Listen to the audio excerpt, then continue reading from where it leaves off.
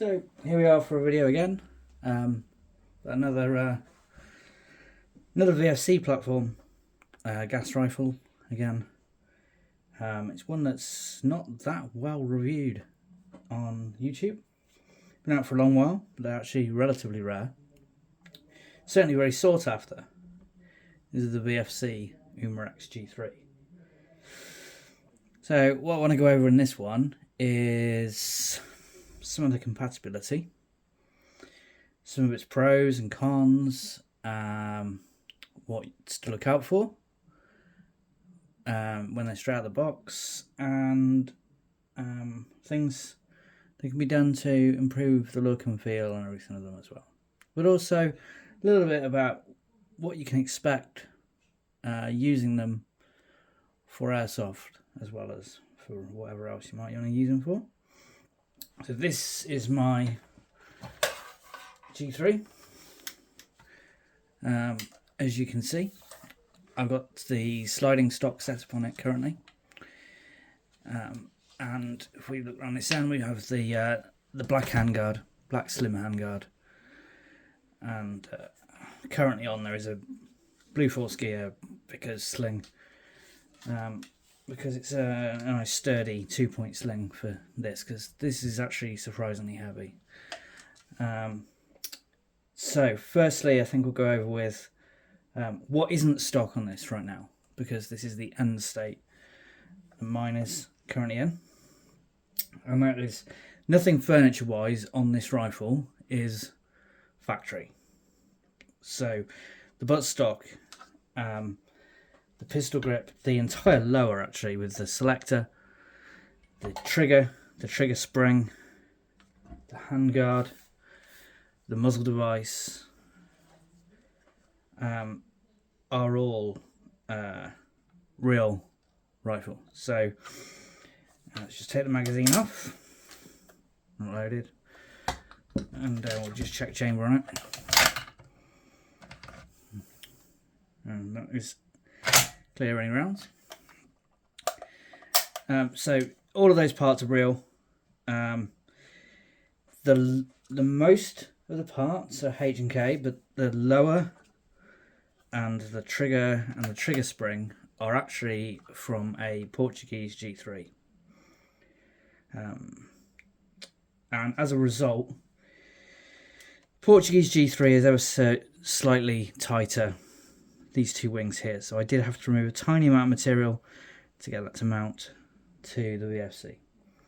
But generally speaking, with the H&K pattern parts, you don't need to remove that. And it really depends on the parts that you get, because there's so many licensed copies, or authorized versions from different countries, that you may find some slight tolerance differences, like I did in that lower, but it took a couple of minutes of the file. It's fine. This is the original lower that came on the rifle from VFC with a German aftermarket pistol grip, and that's the original trigger with a real trigger group. You can use the hammer from a real one too, but I chose not to increase the hammer weight on this because it performs rather well.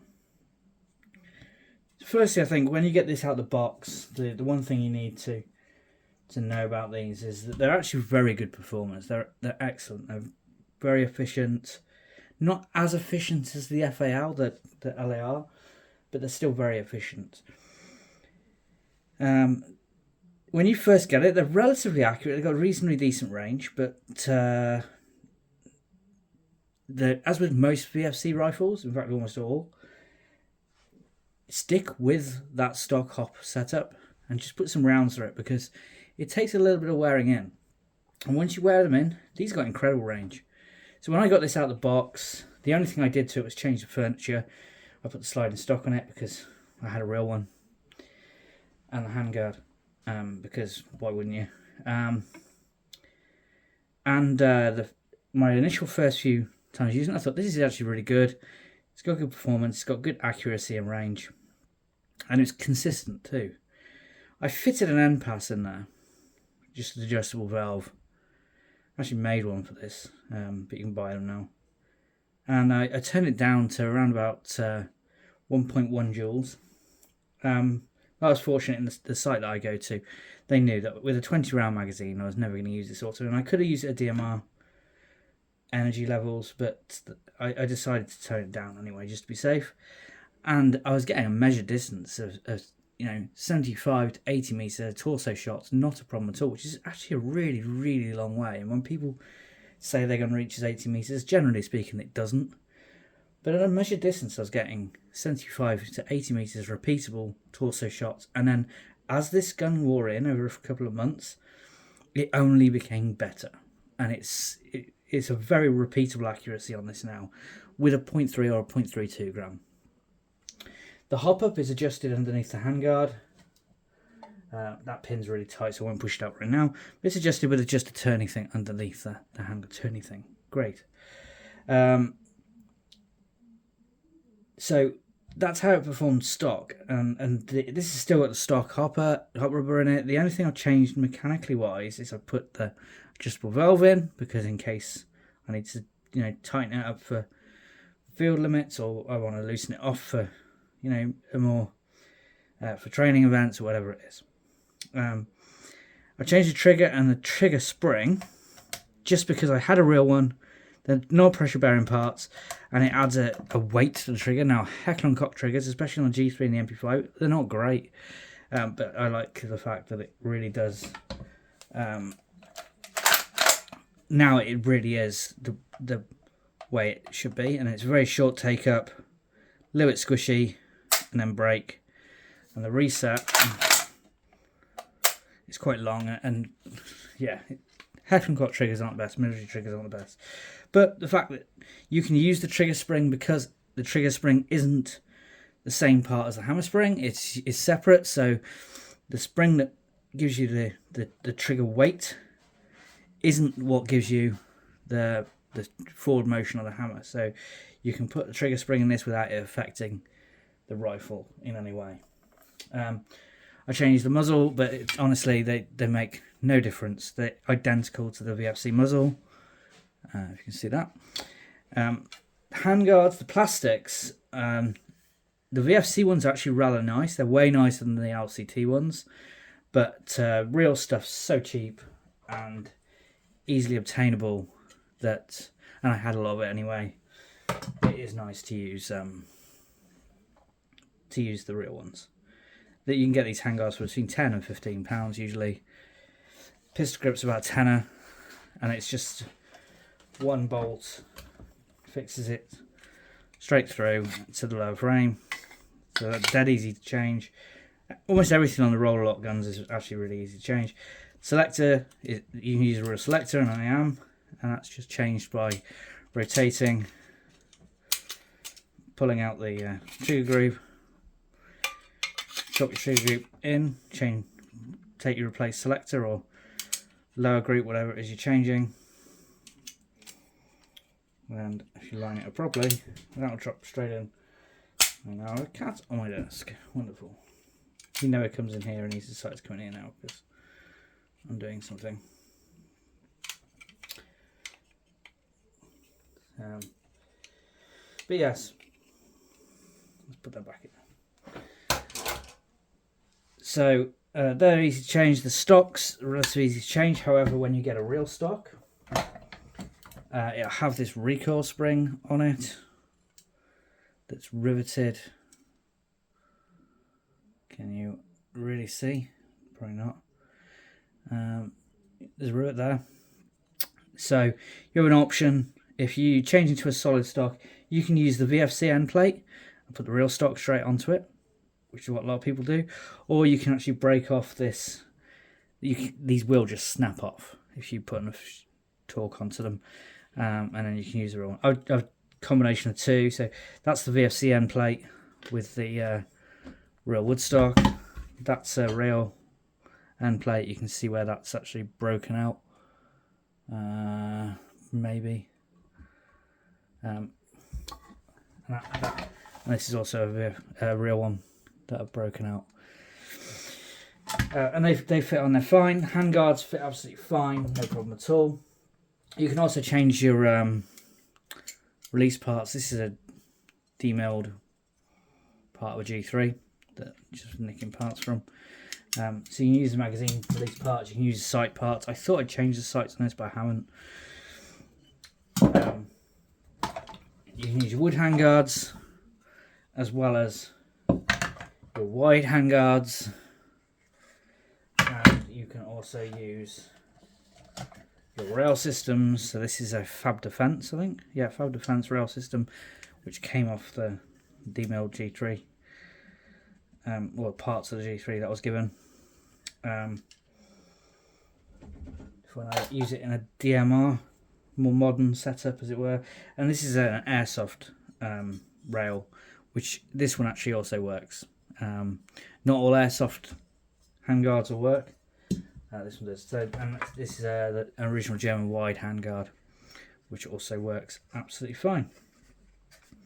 But the wide handguard VFC is really, it's almost as, I'd say it's probably a little bit heavier actually than this airsoft handguard, which is heavy. It's certainly a hell of a lot heavier than any of those. I mean, those two combined are nowhere near that way. And this is lighter, even with the bipod.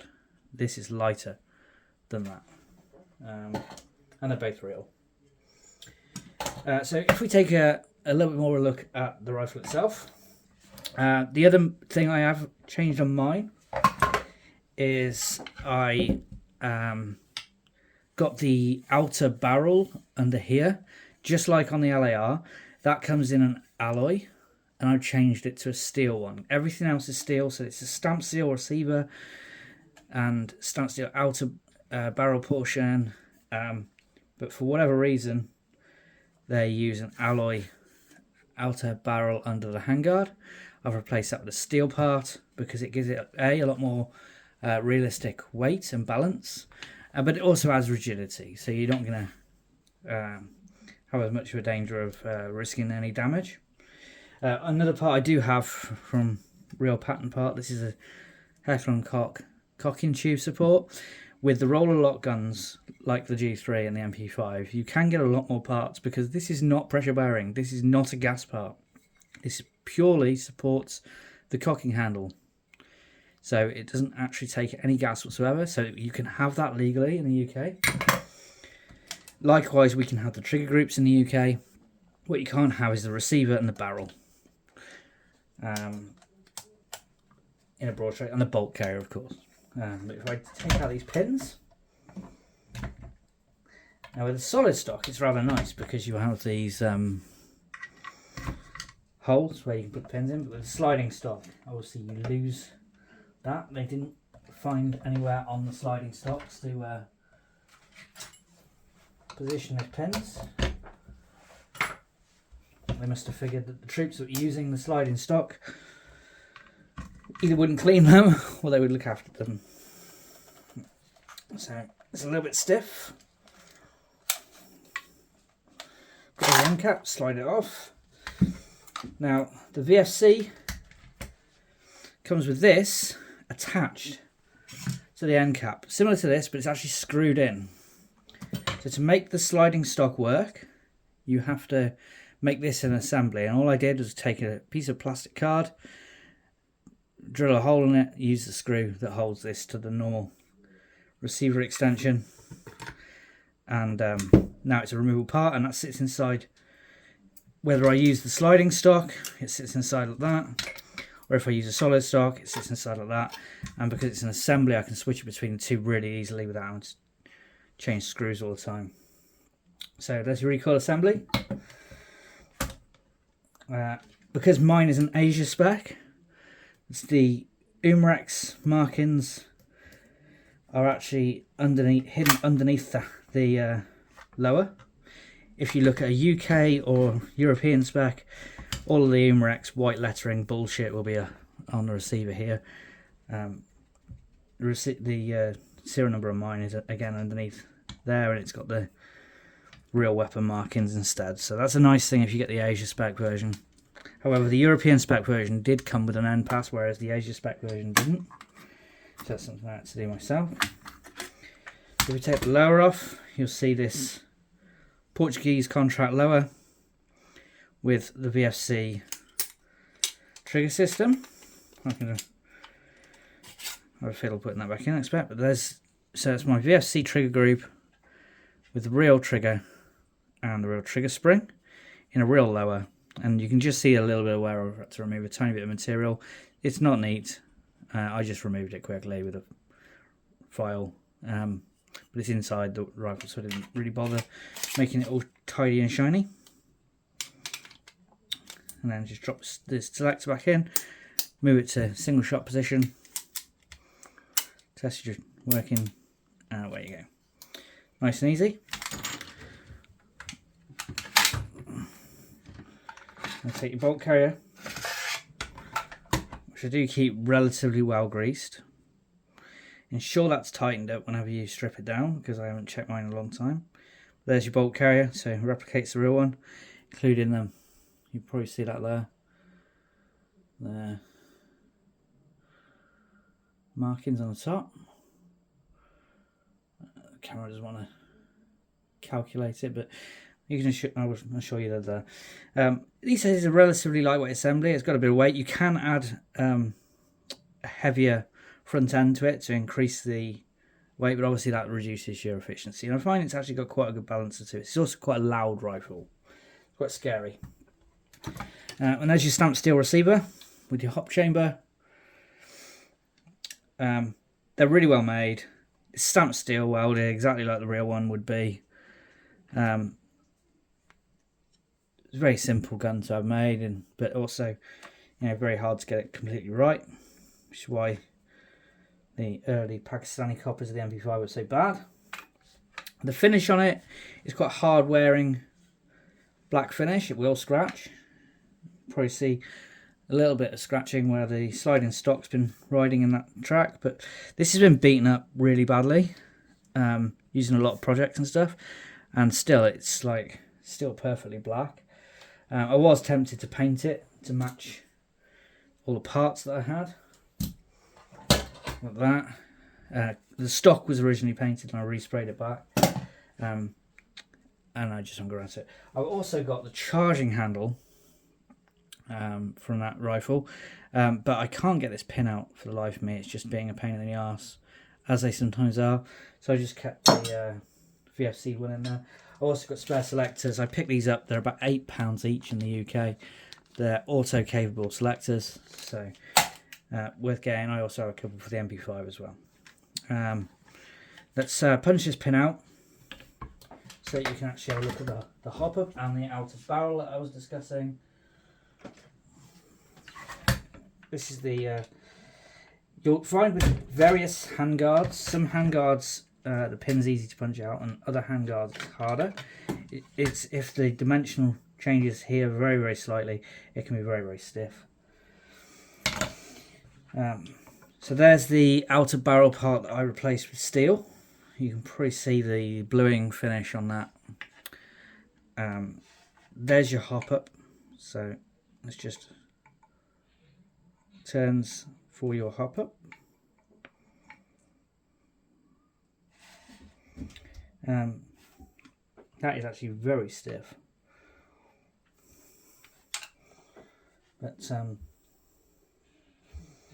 I don't ever move mine. That is really stiff, actually. Investigate actually. But yeah, I don't ever move my hole. Once it's set, I tend to leave it as is. So just for demonstration purposes, if we take the... This was originally on an AEG of mine many years ago. But I didn't modify it too much. I modified the rifle, not the handguard, so that I could continue to use this once a gas one finally surfaced, which it sure did. So if we take that, and then we take our lower. Actually, no, we'll put the bolt carrier on first because it's easier, just because then I don't have to cock the hammer. I'll take the bolt carrier. Sorry, I need to do that on camera. A little bit of lack of space today because of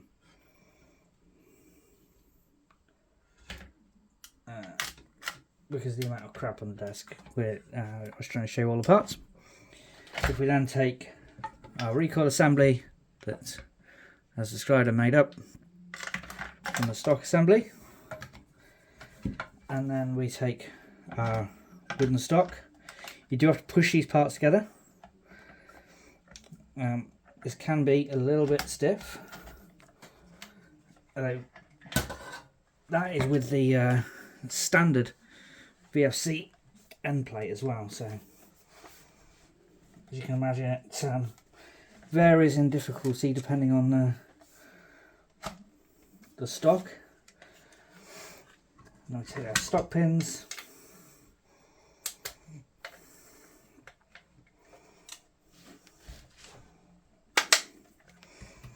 drive those in,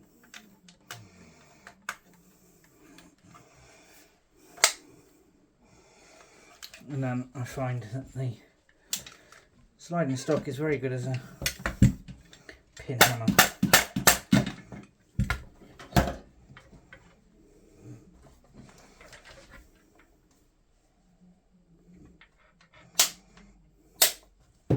There we go, though I do need to tighten that screw up as well, to be fair, but there we go, let's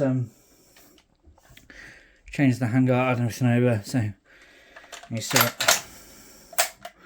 see a working rifle. So that's a sort of brief introduction into the VFC G3 and the parts in it, and again, any questions and we'll address them in the comments, and if I have to do a follow-up video then so be it. But it's a very slept on platform, lots of people who are into them are really into them.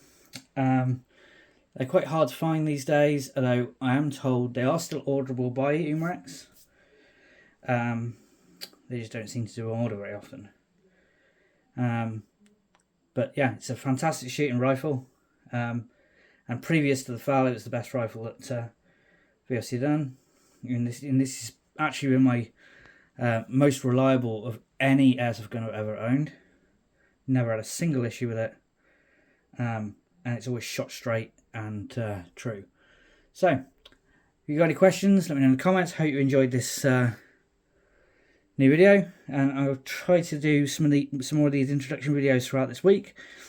Get some more videos up on the channel, and then we can start doing requests. Thanks again.